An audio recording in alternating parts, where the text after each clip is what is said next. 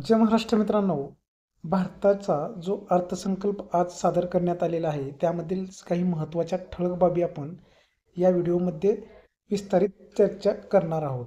तर त्या संबंधित शेतकऱ्यांसाठी, तरुणांसाठी तसेच PM किसान आवास योजना असेल किंवा पर्यटन स्थळ याबद्दल महत्त्वाच्या घोषणा करण्यात आलेल्या आहेत.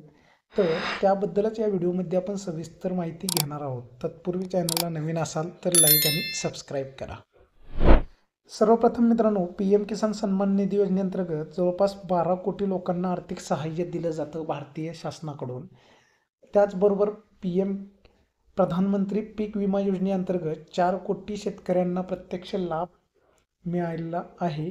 त्याचबरोबर राष्ट्रीय कृषी बाजार ENM अंतर्गत 1361 मंडईचे एकत्रीकरण सुद्धा करण्यात येणार आहे आणि सक्षम शेतकरी असेल तरच सक्षम भारत होणार आहे, असा हा टायटल सुद्धा आहे मित्रांनो.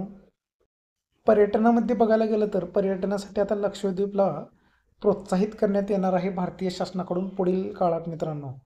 तर भारतातील 60 ठिकाणी G20ची जी बैठक आयोजित करून पर्यटनाला चालना देण्यात आलेली आहे. सर्वसामान्यांसाठी सुद्धा काही महत्त्वाचे निर्णय या बजेटमध्ये घेण्यात आलेले आहेत.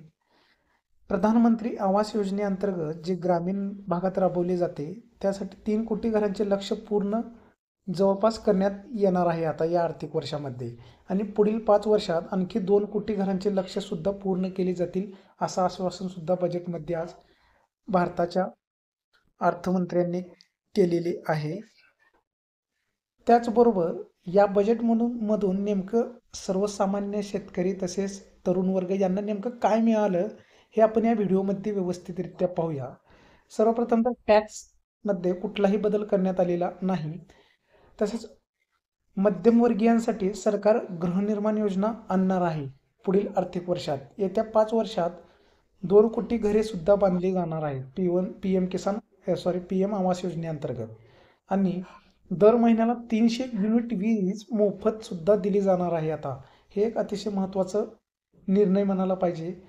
तसेच गेल्या 10 वर्षात FDI दुपटीने वाढलेला आहे, याचा सुद्धा संदर्भ इथं अर्थमंत्र्यांनी दिलेला आहे.